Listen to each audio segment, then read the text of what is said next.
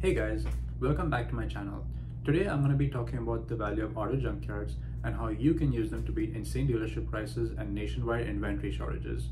I'll also be discussing the various disadvantages and drawbacks of getting parts from auto junkyards, so if you do decide to go junkyard shopping, you'll know exactly what to expect. So as you can probably guess from the terminology, a junkyard is just a huge auto graveyard.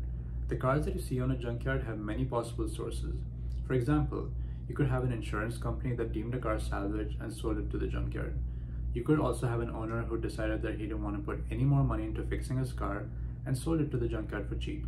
It would be a fairly reasonable assumption to make that a junkyard is just filled with worthless pieces of metal. Here are some reasons why you may want to rethink that notion. Reason number 1. Easy access to OEM parts at a fraction of their original price. This is because you need to pull them yourself at the junkyard. A lot of people think that junkyards just have ancient and rusted vehicles with parts destroyed beyond recognition.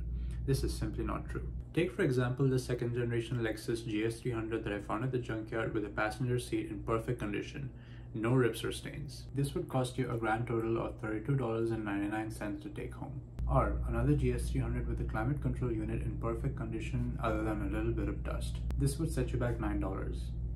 As you can see, the very same climate control module costs around $876 at the dealership. And the dealer price for the seat assembly?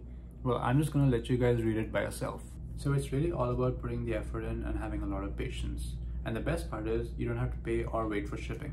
Sometimes, it actually might be the only place you might even find certain parts for your car.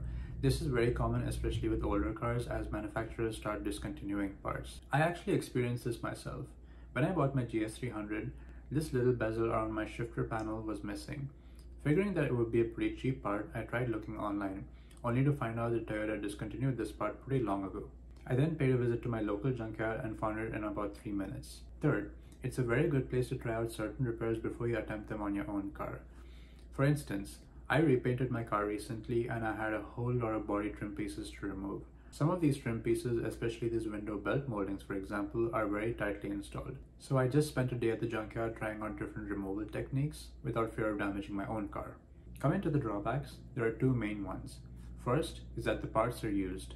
This is one of the main reasons why junkyard parts are way cheaper than OEM dealer parts. So if you're looking for a part that is in great visual condition, it may be a while as you have to wait for the right vehicle to come in. Second, there are certain parts that you shouldn't pull from the junkyard.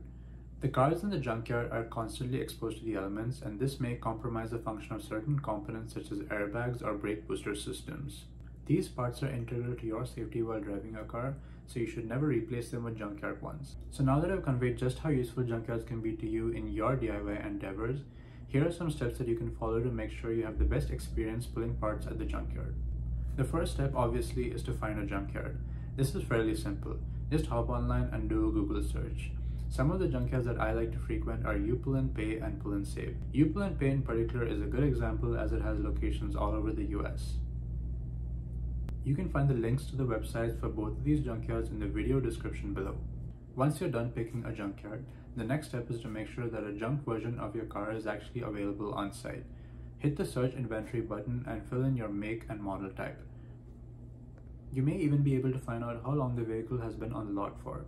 As you can imagine, the lesser this number, the better. This is because the longer the vehicle spends on the lot, the higher the chances are that someone has already picked the vehicle clean of any useful parts. Once you've confirmed that your vehicle is on the lot, it's time to pack your supplies for the trip. When it comes to junkyards, the lighter you travel, the better. Avoid taking your entire toolbox and only pick the tools that you think you will need depending upon the kind of parts that you want to pull. I once made the mistake of taking my insanely heavy toolbox to a junkyard in the middle of July here in Arizona. I only ended up using maybe 1/4 of the tools in the box, and at the end of it all, I was absolutely exhausted. What I like to do personally is put some of my more common hand tools such as ratchets or screwdrivers in a small Ziploc baggie, and then decide on a case-by-case basis if I need any bigger tools, for example a breaker bar or power tools. Don't forget to carry some water with you, as it is very easy to get dehydrated when you're pulling parts. Most junkyards require closed-toe shoes to reduce your risk of getting injured on site. Once you get to the junkyard, you'll need to pay a small entrance fee. Most junkyards charge around $2 for this. When you pay your entrance fee at the counter, ask the staff for an inventory slip which lets you know which row your car is located at in the junkyard.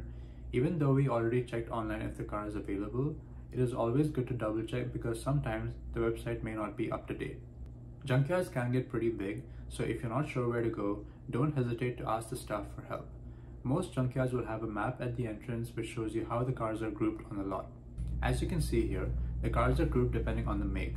So if you have a US-based make such as Ford or Chevrolet, you need to head to the domestic section. On the other hand, if you have a foreign-based make such as Toyota or Lexus, you need to head to the import section. While you navigate between the rows trying to find your car, be careful where you step as there may be sharp objects on the ground. To help you find the car that you're looking for, look for signboards and printed row numbers. Signboards will tell you the row numbers of all the rows in a particular section. Once you get to your section, the row numbers will be printed on the cars at the beginning of the row. Now that you finally found the car, it's time to pull the parts that you need.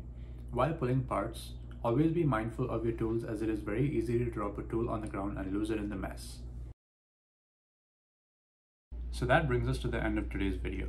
I hope this video was helpful to you guys in making junkyards a little less scary and way more exciting.